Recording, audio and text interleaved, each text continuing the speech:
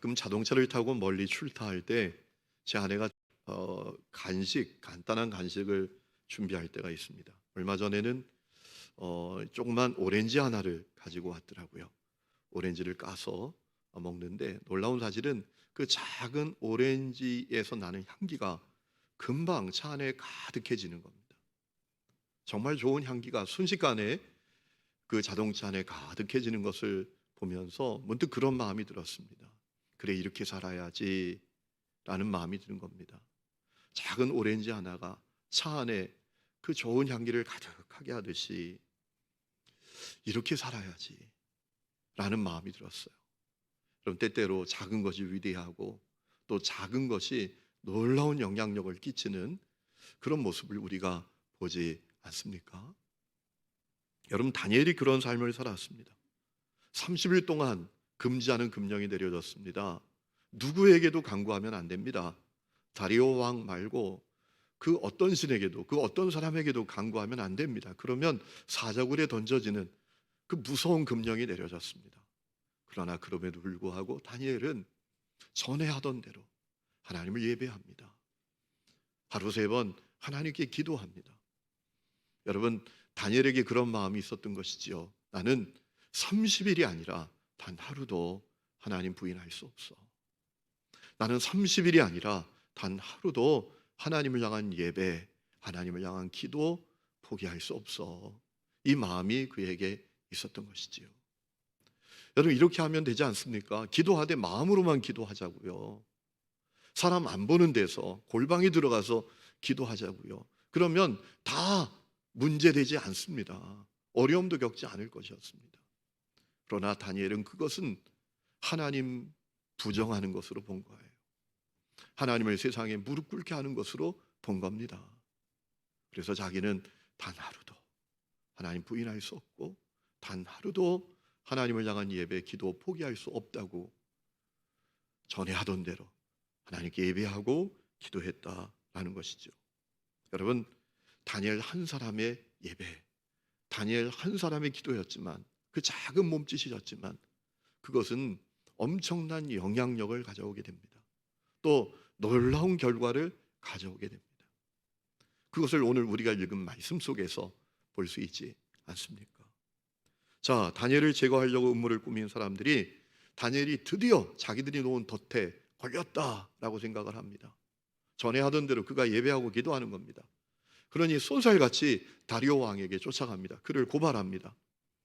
여러분, 오늘 우리가 그 앞에 부분을 읽지는 않았지만 13절 말씀을 보니까 이 고발자들이 사실을 왜곡합니다. 사실을 부풀립니다. 억측을 더합니다. 다니엘이 왕을 존중하지 않았다라는 거예요. 왕을 모욕했다라는 겁니다. 여러분, 이건 사실이 아닙니다. 여러분, 13절 말씀을 보십시오. 그들이 왕 앞에서 말하 이르되 왕이여, 사로잡혀 온 유다 자손 중에서 다니엘이 왕에 대해서 얘기를 합니다. 왕을 거론합니다. 왕의 도장이 찍힌 금령을 존중하지 않았다. 다니엘은 금령을 지키지 않았지 왕을 존중하지 않는 건 아닙니다. 왕을 모욕한 것은 아닙니다. 그런데 여러분, 그들은 그렇게 그 사실을 왜곡합니다. 억측을 더합니다. 왕을 무시하고 모욕했다라는 얘기입니다. 아마도 이 음모자들이 다리오의 자존심을 건드리려고 했던 것 같아요. 여러분, 어리석은 사람들은 자기 자존심을 건드렸다 생각하면 평정심을 잃고 엄청난 그런 흥분을 하고 또 문제를 크게 만들잖아요. 그것을 노렸던 것이지요. 다리오의 자존심이 상하게 되고 또 그가 흥분해서 문제를 더 크게 보게 하려고 했던 거예요. 여러분, 오늘 우리가 살아가는 세상 속에서 그런 일들을 얼마나 많이 만납니까? 사실을 왜곡하고 억측을 더해서 부풀려서 상대방을 곤란에 빠뜨리려고 하는 그런 모습을 우리가 얼마나 많이 경험합니까? 다니엘이 그런 어려움을 겪었던 거예요. 여러분, 그런데 그때 이 다리오 왕이 조금 이상한 반응을 보입니다. 여러분, 14절 말씀 보면 왕이 이 말을 듣고 그로 말미암아 심히 근심했다라고 했습니다. 이 다리오 왕이 왜 근심합니까?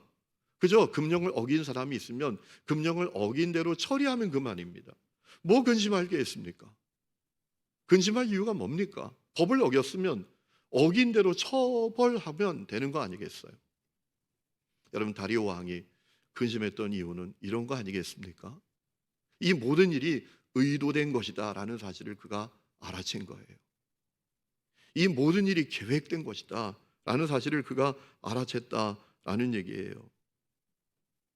여러분, 이런 것도 알게 된 겁니다. 다니엘을 제거하기 위해서 저들이 나를 이용했다라는 사실을 간파하게 된 거예요. 여러분, 우리 읽지 않았지만 13절 말씀 보면 자, 이렇게 말합니다. 이 정적들이 그들이 왕 앞에서 말하여 이르되 왕이여 사로잡혀 온 유다 자손 중에 다니엘이, 그냥 다니엘이라고 말하지도 않습니다. 그 유대인 있지 않습니까? 유대인, 사로잡혀 온 그 유대인, 그 포로 주제. 근데 당신이 알아주지 않았습니까? 당신이 그를 제일 총리로 세우려고 하지 않았습니까? 이런 의미가 포함되어 있는 거예요. 여러분, 그러니까 이 정적들이 말이죠, 다니엘을 제거하기 위해서 다리오 왕을 이용하려고 했다라는 사실을 이 다리오 왕이 간파했다고 볼 수가 있습니다. 그러니까 이 사실은, 이 사건은 다니엘에게만 위기가 아니라 다리오 왕에게도 위기였던 것입니다. 그것은 사실 다리오를 향한 도전이나 마찬가지였습니다. 왜냐하면 다니엘을 높인 사람이 누굽니까? 다니엘을 인정하고 다니엘을 총애하고 다니엘을 그 3명 총리 가운데 한 사람이 아니라 제1총리로 세우려고 했던 인물이 다리오 왕 아닙니까? 그런데 그 다리오 왕이 총애하는 다니엘을 음모를 만들어 제거하려 했다라는 것은 사실은 다니엘에게 대한 도전만이 아니라 다리오에게도 도전이었던 것입니다. 그래서 이 다리오 왕이 근심했던 거예요. 이건 정말 반드시 해결해야 될 문제입니다. 물러서면 안 됩니다. 다니엘이 죽으면 자기의 리더십에도 엄청난 손상이 있게 되는 것입니다. 그래서 이 문제를 어떻게 해야 되나 근심을 했다라고 생각해 볼 수가 있는 것이죠. 그런데 하지만 저녁 때까지 이런 방법 저런 방법을 찾아보지만 방법이 없습니다. 이미 엎질러진 물입니다. 여러분, 오늘 우리 이 말씀을 통해서 아주 중요한 사실을 깨닫게 됩니다. 우리가 분별력을 갖는 것이 대단히 중요하다. 사실 이 일은 다리오 왕이 분별력이 없었기 때문에 벌어진 일입니다. 여러분, 저는 목회를 하면서도 이럴 때가 많아요. 그때 내가 이렇게 분별력이 없었지? 이럴 때가 많습니다. 지금 다리오 왕이 그래서 이 문제가 벌어진 것 아닙니까? 왜 저자들이 그렇게 이 금령을 만들려고 하는 거지? 그 분별력을 갖지 못했던 거예요. 우리가 살아가면서 이 분별력, 특별히 영적인 분별력을 갖는 것이 대단히 중요합니다. 그럼 어떻게 우리가 영적인 분별력을 가질 수 있을까요? 영적인 분별력을 가질 수 있는 중요한 방법이 있는데 첫 번째는 말씀이에요. 말씀의 사람이 되어야 합니다. 여러분, 시편 19장에 아주 중요한 말씀이 있습니다. 하나님의 말씀은 우둔한 자를 지혜롭게 한다라고 했습니다. 그리고 하나님의 말씀은 순결하여 우리의 눈을 밝게 한다라고 했습니다. 말씀이 우리에게 분별력을 갖게 한다라는 거예요. 여러분은 말씀 안에서 살고 계십니까? 말씀을 사모하십니까? 우리 교회 어떤 수는 제가 깜짝 놀랄 사실을 알았는데요, 교회에서 부탁하고 말씀드린 것도 아닌데 모든 순원들이 하루에 어떤 분량에 따라서 자기는 1장, 어떤 사람은 3장, 어떤 사람은 5장, 어떤 사람은 10장을 꼭 읽고 매일매일 그 말씀에 대해 은혜 받은 것을 그 순회의 카톡방에 계속 올려서 순원들이 늘 은혜를 받는다라는, 그것을 저에게 한번 보내주셔가지고 봤는데 얼마나 큰 은혜가 됐는지 몰라요. 여러분, 그런 분들은 이 팬데믹 상황 속에서 믿음 흔들릴 이유가 없을 거예요. 승리하는 삶을 살 거 아니겠습니까? 오늘 그 은혜가 여러분 가운데도 있기를 주의 이름으로 축원합니다. 두 번째는 기도입니다. 기도가 우리에게 분별력을 갖게 합니다. 여러분, 사도행전 13장을 보면 안디옥 교회 성도들이 금식하며 기도할 때 주님이 그들에게 말씀하셔서 분별력을 갖게 됩니다. 그런 역사는 성경에 가득해 있습니다. 기도할 때 분별력을 갖게 됩니다. 저는 우리 하늘임의 성도들이 기도로 사시기를 주의 이름으로 축원합니다. 생각나면 기도하는 분들 되지 마시고요, 늘 기도로 사시기를 축복합니다.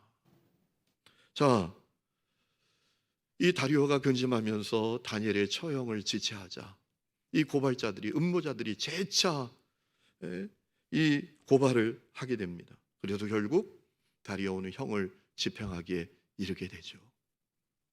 다니엘을 사자굴에 던져놓게 합니다. 여러분, 다니엘이 사자굴에 던져질 때 이 다리오가 이 다니엘에게 했던 얘기가 있습니다. 상당히 미안한 마음을 가졌던 것 같아요. 16절에 보면 네가 항상 섬기는 너의 하나님이 너를 구원하시리라. 여러분, 이것은 다리오가 정말 하나님을 믿기 때문에 했던 얘기는 아닐 겁니다. 미안한 마음 때문에 그냥 그를 위로하려고 했던 거예요. 다리오 왕은 하나님 믿는 사람이 아니잖아요. 여러분, 이 다리오가 다니엘에게 미안한 마음이 있는 겁니다. 자기 때문에 저런 일을 당하게 됐구나. 내가 총애하지 않았으면, 내가 저를 인정하지 않고 저를 세우지 않았으면 저가 저런 어려움을 당하지 않았을 텐데, 이런 미안한 마음이 있어서 이런 얘기를 했다라고 생각해 볼 수가 있는 것이죠. 18절 말씀 보면 이제 다니엘이 사자굴에 던져진 다음에 다리오는 궁에 돌아가서 밤새도록 금식하고 오락을 그치고 잠을 이루지 못했다라고 했습니다. 여러 마음이 교차했을 거예요. 다니엘에게 미안한 마음이 있어요. 자신에게는 자책하는 마음이 있어요. 아이고, 내가 왜 이렇게 분별력이 없었을까? 왜 저들의 그 음모를 내가 간파하지 못했을까? 또 그들에 대한 분노도 그 마음이 있었을 거예요. 나를 이용해? 나에게 도전해? 막 여러 마음으로 먹지도 자지도 못했다라고 우리가 볼 수가 있는 거죠. 여러분, 이 사실을 통해서 우리는 또 하나 중요한 사실을 깨닫게 되는데요. 여러분, 세상 왕이 대단하지 않다라는 겁니다. 세상 왕이 가진 지위, 권력, 그거 아무것도 아니다라는 거예요. 그 한계가 분명하다라는 겁니다. 다니엘서는 그 사실을 우리에게 적나라하게 보여주면서 우리가 정말 누구를 의지하고 살아야 될지를 알려주는 거예요. 세상의 왕, 그도 어쩔 수 없었다라는 거예요. 그도 연약하기에 그지 없었다라는 거예요. 그러니 오늘 우리가 누구를 의지하고 살 건가? 우리가 누구를 바라보고 살 건가? 하나님을 바라보고 살라라는 거예요. 세상 권력자, 세상에 지위가 있는 사람, 세상의 왕들 대단해 보여도 아무것도 아니다라는 거예요.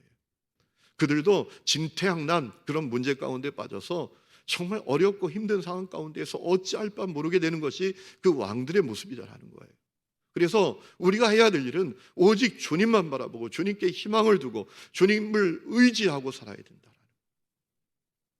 여러분, 시편 146장에 그런 말씀이 있습니다. 죄인들을 의지하지 말고 도울 힘이 없는 인생도 의지하지 말고 그들은 그의 호흡이 끊어지면 흙으로 돌아가서 그날에 그의 생각이 소멸하게 될 사람들이라. 그러면서 이렇게 말합니다. 야곱의 하나님을 자기의 도움으로 삼고 여호와 자기 하나님께 자기의 소망을 두는 자가 복이 있다라고 했습니다. 저는 우리 하나님의 성도들이 복이 있는 분들이 되시기를 축원합니다. 여러분, 사람 의지할 것 없어요. 사람에게 희망 둘 것 없어요. 오직 우리의 희망은 주님이십니다. 주님께 희망을 두고 살아야 된다라는 얘기예요. 여러분, 이 다리오 왕이 밤새도록 잠을 설치다가 새벽에 일어납니다.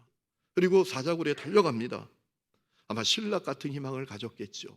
혹시 풀무불에 던져졌던 다니엘의 세 친구가 살아났다라고 하는데 다니엘도 사자굴에서 살았을지도 몰라. 이런 신락 같은 희망을 가졌기 때문에 갔던 것 아니겠습니까? 여러분, 사자굴에 도착해서 다리오 왕이 슬픈 목소리로 다니엘을 그 사자굴을 향해서 외칩니다. 20절 말씀이죠. 살아계시는 하나님의 종 다니엘아, 내가 항상 섬기는 내 하나님이 사자들에게서 능히 너를 구원하였느냐? 아마도 이 다리오는 다니엘이 죽고 말았을 거야, 이런 마음이었을 것 같아요. 그러니까 슬픈 목소리로 이렇게 얘기했죠.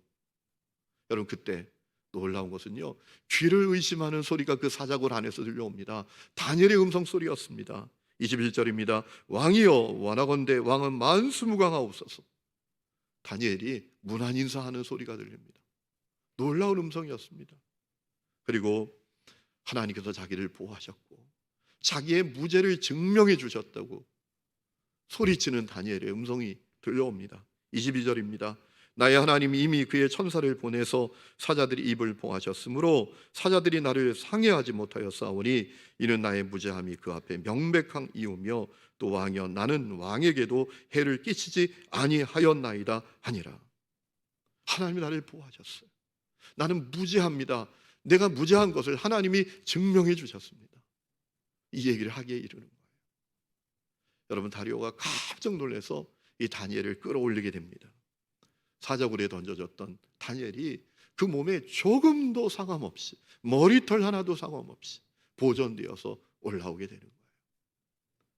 여러분, 이 사자굴 속에 있었던 사자들이 배부른 사자가 아니었던 것 우리가 알 수 있죠.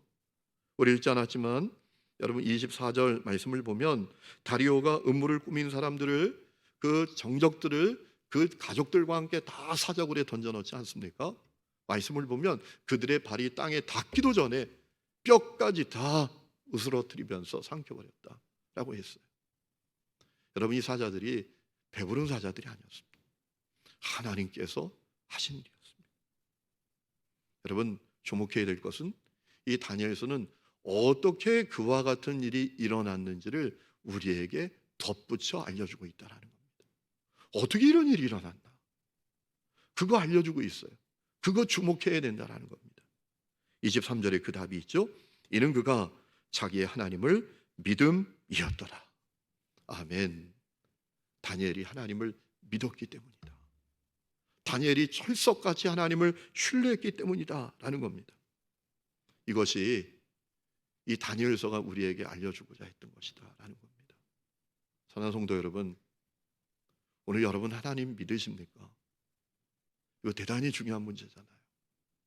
우린 신앙 공동체 안에 있는 사람들 아닙니까? 세상 사람들이 우리를 신자들이라고 부르지 않습니까? 믿는 자들이다.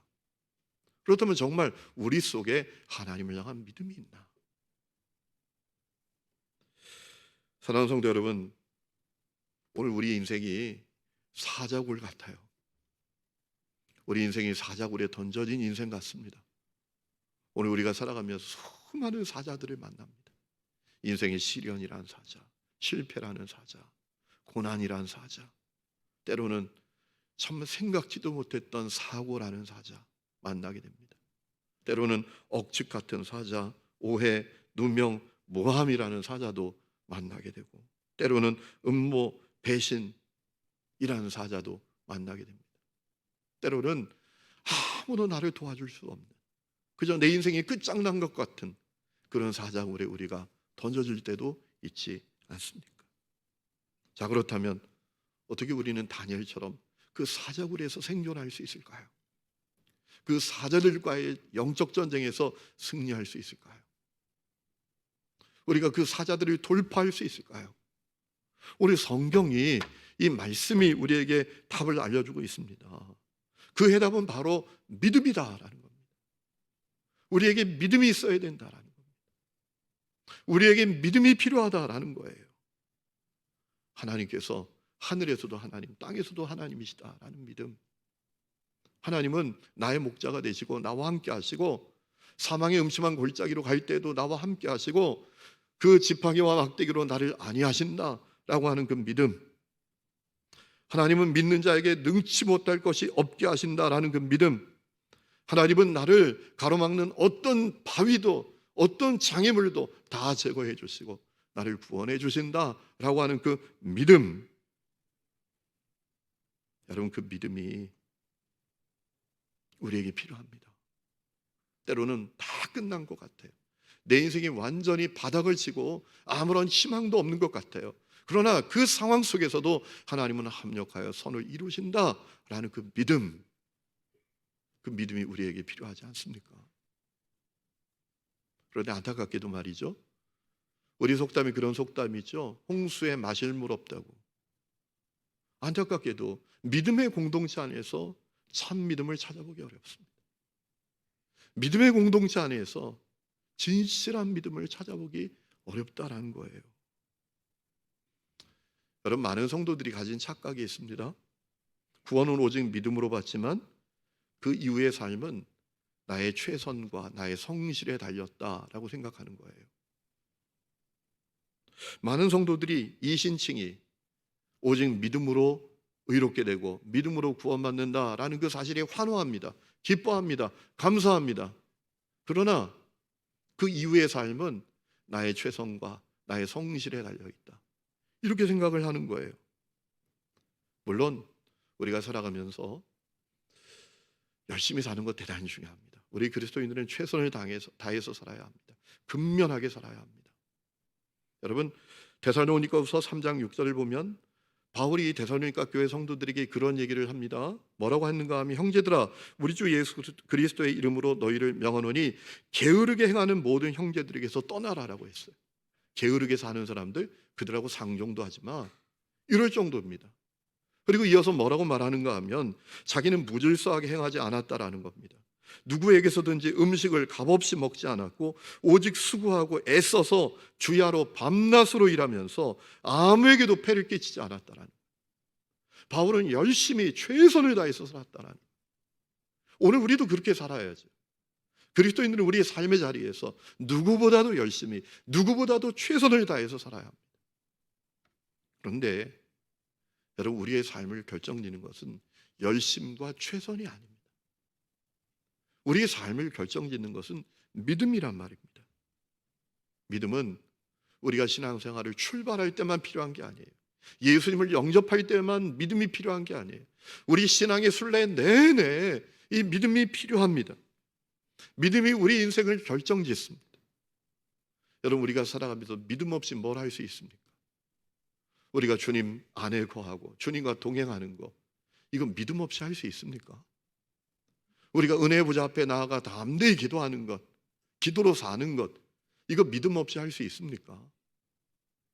여러분, 믿음이 없으면 기도 못합니다. 기도가 지겨운 의무예요. 왜 자꾸 기도하라는 거야? 왜 나를 피곤하게 만드는 거야? 이렇게 반응할 뿐입니다.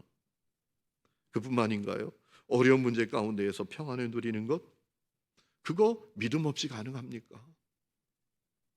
주어진 직무를 잘 감당하고 주어진 사명을 감당하는 것, 그건 믿음 없이 가능합니까? 도무지 불가능해 보이는 문제 앞에서 그 불가능이 가능으로 바뀌게 되는 것, 그거 믿음 없이 가능합니까? 아니죠. 남아프리카의 성자라고 불렸던 앤드류 머레이라는 분이 계십니다. 그분이 예수님을 깊이 생각하라 라는 제목의 책에서 아주 인상 깊은 얘기를 하는 것을 보았습니다. 이렇게 말합니다. 믿음은 사람의 마음속에 하나님의 은혜와 능력이 흘러 들어가는 유일한 통로이다 라고 했어요. 내 마음속에 하나님의 은혜와 하나님의 능력이 들어오는 유일한 통로가 뭐라고요? 믿음이라고요. 여러분 가정에 수돗물이 오잖아요. 생수가 오잖아요. 그 생수가 관이 있어야 오지요. 관이 있어야 여러분 가정에 오지 않습니까? 믿음이 그와 같다라는 거예요. 근데 가만히 생각해 보면 믿음은 내 마음속에 은혜와 하나님의 능력이 들어오는 통로만이 아니에요. 믿음은 내 삶을 결정짓는 유일한 통로입니다. 예수님이 그렇게 말씀하셨어요. 예수님께서 변화산에서 내려오셨습니다. 귀신 들린 아이를 둔 그 아버지가 찾아옵니다. 너무나 비참한 아이입니다. 어떻게 해볼 수 없는 아이입니다. 여러분, 그 아이 문제를 갖고 그 아버지가 예수님께 나와서 했던 얘기가 뭡니까? 당신이 뭐 할 수 있는 게 있다면 저를 불쌍히 여기서 좀 도와주세요. 뭐 당신이 해볼 수 있는 게 있다면 저를 불쌍히 여기서 도와주세요 라고 하지 않습니까? 근데 예수님께서 뭐라 말씀하십니까? 할 수 있다는 말이 무슨 말이냐, 뭐 할 수 있거든 이라는 말이 무슨 말이냐, 믿는 자에게 능치 못할 일이 없느니라. 여러분, 믿음이 우리의 삶을 결정짓는 유일한 통로라는 얘기입니다. 우리가 아브라함을 보면 그거 다 알 수 있죠.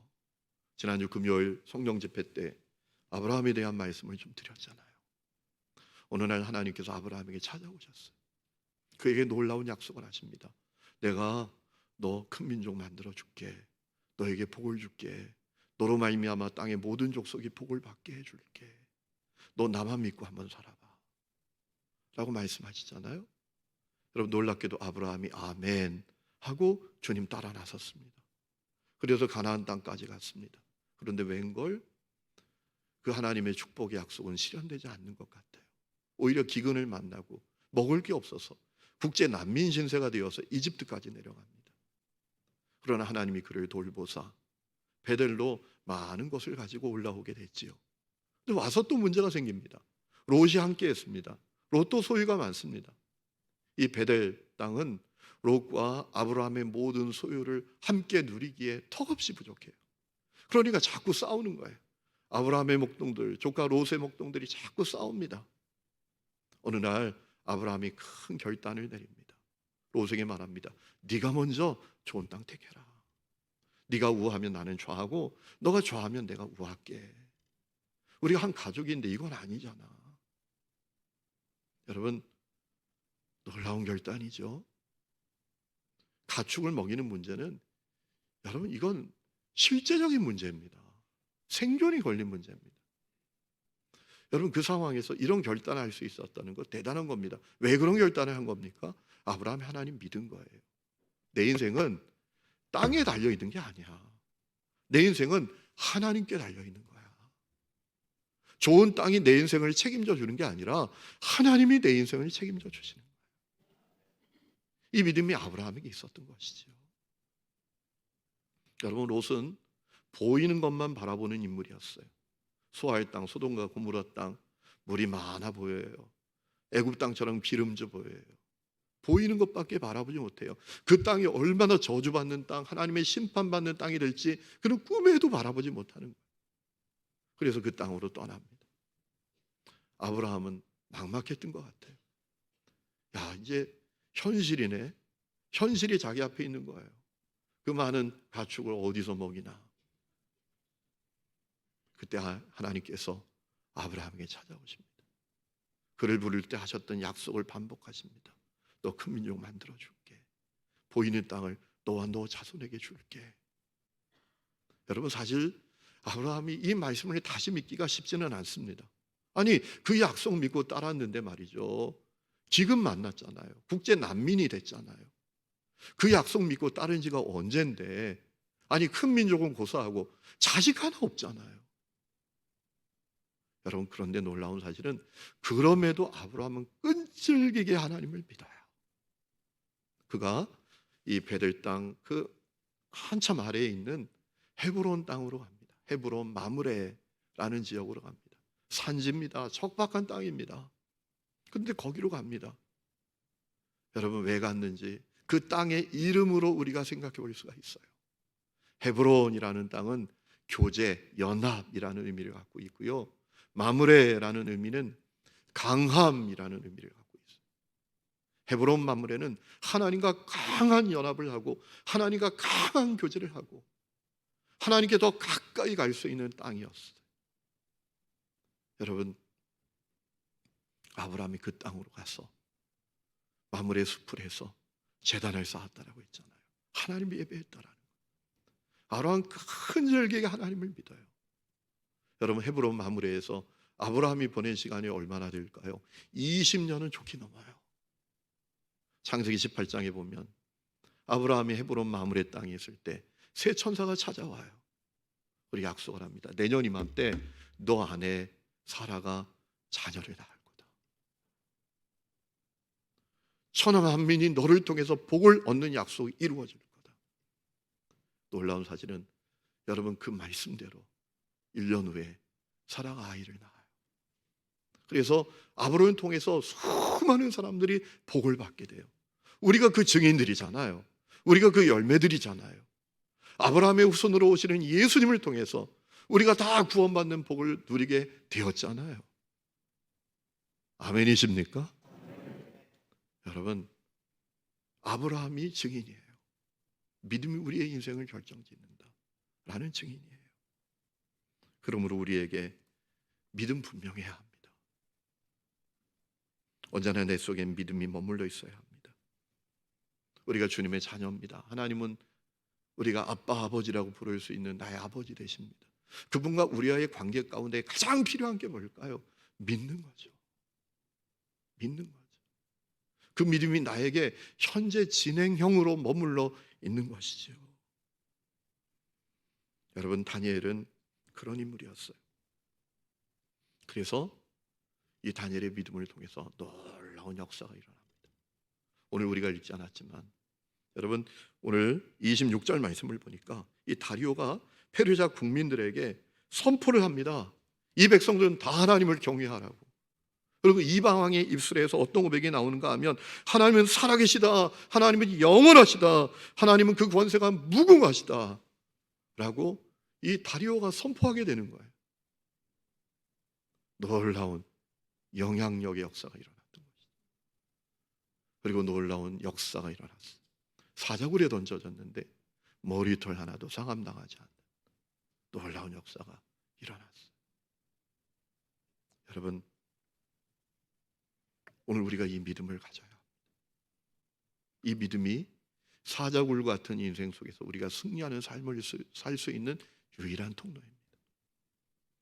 어떤 분이 이렇게 생각하실 수도 있어요. 목사님, 제가 믿어봤거든요. 자꾸 나보고 믿음 없다고 얘기하지 마세요. 내가 믿어봤어요. 그런데 결과가 실망스럽더라고요. 내가 안 믿어본 게 아닙니다. 이렇게 생각하는 분들도 있을 수 있어요. 근데 여러분, 하나님 믿는다는 게 뭡니까? 하나님 믿는다는 것은 하나님의 주권, 하나님의 통치, 하나님의 시간표를 믿는 겁니다. 그러니까 이런 얘기입니다. 하나님이 사자굴에서 다니엘을 살려주실 수도 있고 살려주실지 않을 수도 있다라는 사실을 믿는 믿음이 믿음이에요. 여러분, 다니엘서 3장을 보면 풀무불에 던져졌던 그 다니엘의 세 친구가 했던 얘기가 뭡니까? 이 풀물 속에서 혹시 하나님께서 우리를 건져내시지 않을지라도 우리는 왕이 세운 금신상에 절하지 않을 겁니다.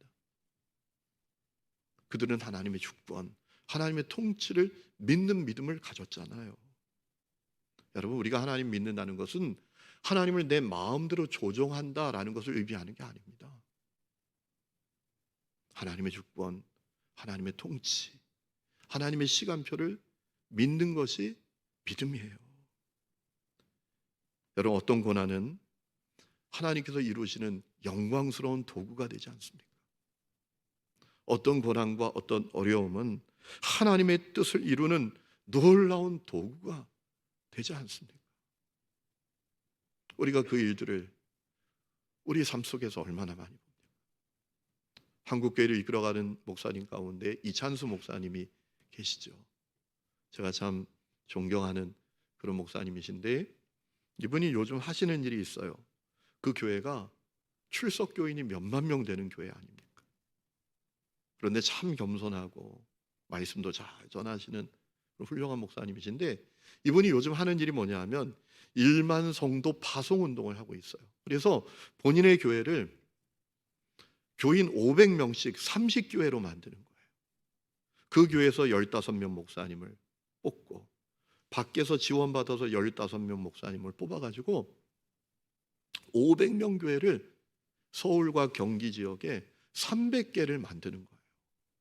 그리고 이제 안식년을 본인이 하신대요. 안식년 끝난 다음에 자기 교회에 돌아와서 출석 교인이 본인 교회가 5,000명 이상 되면 자기는 사임하겠다라는 5,000명 딱 넘어서는 순간 자기는 그만두겠다. 그러니까 오지 말라라는 얘기죠. 나보고 오지 말라. 그 일을 구체적으로 하고 있어요. 30명을 다 뽑아서 이 교우들을 500명씩 나누고 있어요. 지금. 그 교회가 눈물바다래요. 정들었던 순장님 교우들 이제 다 헤어져야 되는 거예요. 뿔뿔이 흩어져야 되는 거예요. 그러나 우리 뜻대로 아니라 하나님이 원하시는 것을 해야 되니까 해야 된다. 그래서 하고 있다라는 거예요. 여러분, 그런데 그거 아십니까? 이찬수 목사님 아버님이 개척교회 목사님이셨어요. 이분이 금식 기도하다가 돌아가셨어요. 여러분, 세상에 목사가 금식 기도하다가 죽으면 어떻게 돼요? 누가 그 교회를 갑니까? 누가 그런 하나님을 믿어요? 목사가 교회를 위해서, 성도들을 위해서, 나라와 민족을 위해서 금식 기도하다가 죽었어. 누가 그런 하나님을 믿어요? 누가 그런 교회를 가겠어요? 그런데 그 가족이 하나님을 믿는 겁니다. 여전히 믿는 겁니다. 끈질기게 믿는 겁니다. 그리고 그 아들 이찬수가 그 아버지를 따라서 또 목사가 되는 거예요. 하나님의 주권, 하나님의 통치를 믿는 겁니다. 여러분, 그 믿음이 놀라운 역사를 지금 만들고 있잖아요. 놀라운 감동, 놀라운 은혜를 부어주시는 거죠. 저는 가끔 젊은 목사님들이, 큰 교회 목사님들 욕하면 제가 그러지 말라 그래요. 그거 사람이 하는 거 아니다. 여러분, 사람이 막 수단 방법 동원하고 애태워도 그거 할 수 있을 것 같으세요? 하나님이 하시는 일이에요. 그거. 욕할 필요가 없어요. 그냥 못하면 저분은 참 놀랍게 하나님이 쓰시는 거구나. 나에게 주신 그릇은 뭘까? 이렇게 생각을 해야지. 하나님이 하시는 일이에요. 어떻게 억지로 합니까? 어떻게 사람을 그렇게 억지로 끌어모아요? 하나님이 부흥을 부어주시고 영감을 부어주시니까 그렇게 되는 거예요. 중요한 것은 그 배후에는 믿음이 있었더라 라는 겁니다. 어거스틴이 한 게 믿음에 관한 유명한 이야기가 있습니다. 이렇게 말했습니다. 믿음은 우리가 보지 못하는 것을 믿는 것이다. 이 믿음에 대한 상은 우리가 믿는 것을 보게 되는 것이다 라고 했습니다. 나는 이 말씀을 믿습니다. 사실 오늘 제가 이 3부 예배, 2부 예배 설교를 못할 뻔했습니다. 지난주 토요일 17일에 저 인천에 사역하시는 목사님 자녀가 결혼을 한대요. 근데 그 목사님이 저희 교회 봉헌 예배 드릴 때 그 멀리서 와서 축하해 주셨어요. 그래서 안 갈 수가 없더라고요. 인천에 그 결혼식장에 갔더니 이제 축하를 해드리는데 배가 너무 고픈 거예요. 인천까지 가서.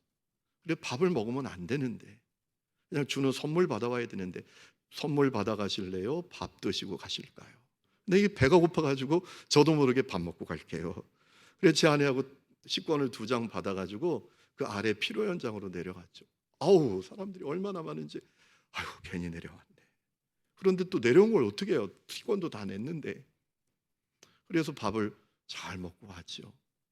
또 어제 2시가 넘었는데 저 아는 목사님이 거기서 만났는데 저에게 전화가 왔어요. 이 목사 문자 봤어? 무슨 문자요? 문자 봐봐. 그랬더니 뭐라고 문자가 왔는가 하면 17일 암흑의 웨딩홀에 2시부터 4시 사이에 피로 현장에 계셨던 분들은 선별진료소에 가셔서 꼭 코로나 검사를 받으시기 바랍니다. 이렇게 온 거예요. 거기 확진자가 다녀갔나 봐요. 그래가지고 부랴 아니 2시가 넘어서 그게 왔으니 주말은 3시에 또 마감한다는 거예요. 어디로 가야 되나 막 정신 못 차리고 헤매다가 선별진료소에 가서 그냥 문 닫으려고 하는데 제 아내가 가서 검사를 받았지. 그리고 오자마자 짐 다 챙겨가지고 설교 준비할 거 다 가지고 집으로 들어갔어요. 이제 자가격리를 시작을 한 거예요. 마음이 얼마나 졸이는지. 나 수요 예배도 드렸는데 우리 목사님들하고 마스크 풀고 다 얘기도 했는데 이거 어떡하지? 내가 확진이 되면 어떡하지? 방법이 있어요. 근데 이 결과가 언제 나오냐 그랬더니 오전에 검사하면 저녁 때 나오든지 그 다음날 오전에 나오는데 오후에 검사하면 24시간 오후나 돼야 나온다는 거예요. 내일 예배 어떡하지? 큰일 났네. 그러다가 그럴 게 아니더라고요. 믿음을 발휘해야 된다라는 마음을 주님이 주셨어요. 자기 전에 기도했어요. 하나님, 내일 음성으로 나오게 하시고, 그리고 제가 1부 예배는 안 될 것 같으니까 2부 예배 시작하기 전에 9시부터 9시 반 사이에 음성, 그리고 그 시간에 연락이 오게 해 주시옵소서. 미션입니다. 그러고 잤죠.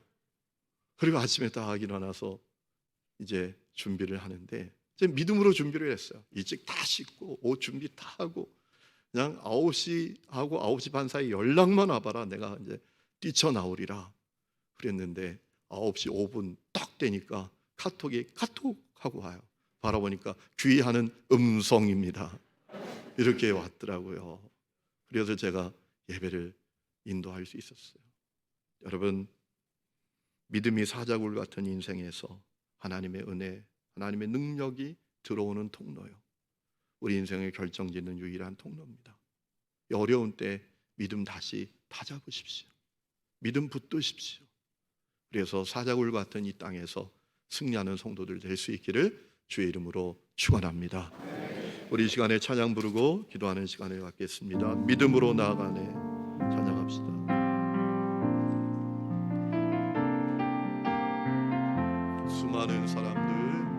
수많은 사람들 주를 따르네. 자신의 연약함 가지고 수많은 눈물의 시간 속에서 믿음으로 주를 보내.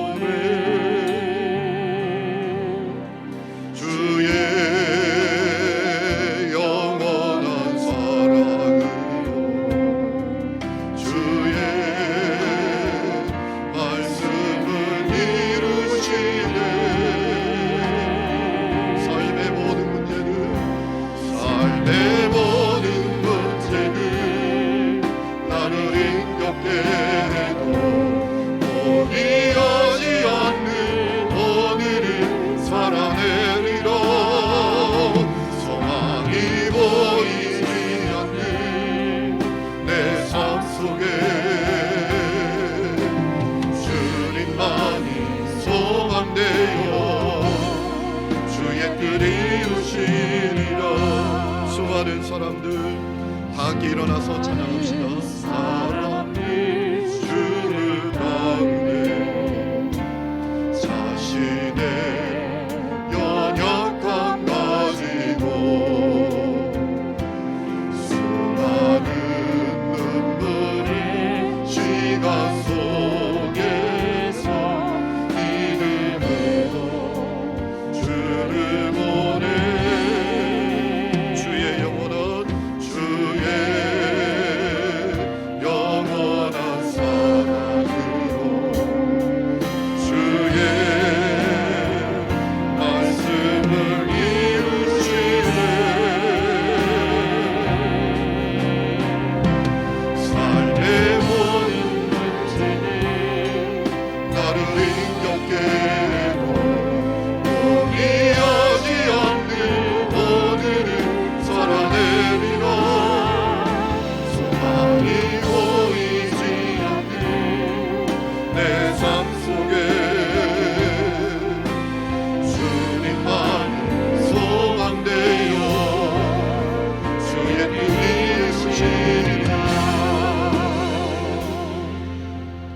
하나님 아버지, 우리는 너무나 연약합니다.